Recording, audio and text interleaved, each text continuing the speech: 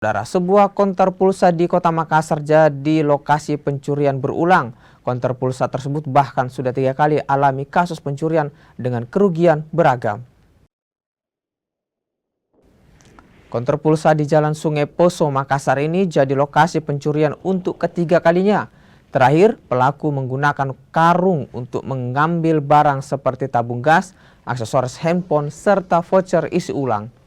Pencurian ini terjadi pada dini hari seusai makan sahur. Korban pun alami kerugian hingga jutaan rupiah.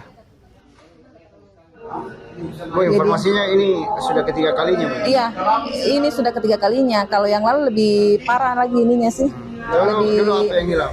Kalau yang lalu itu ada HP, ada uang, terus ada juga sebagian voucher pulsa.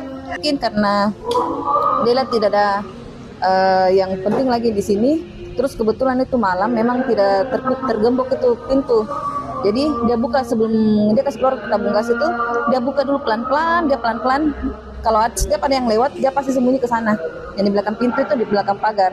Nanti setelah dia sudah buka itu, baru dia ambil satu-satu tabung gas. Apa yang hilang punya?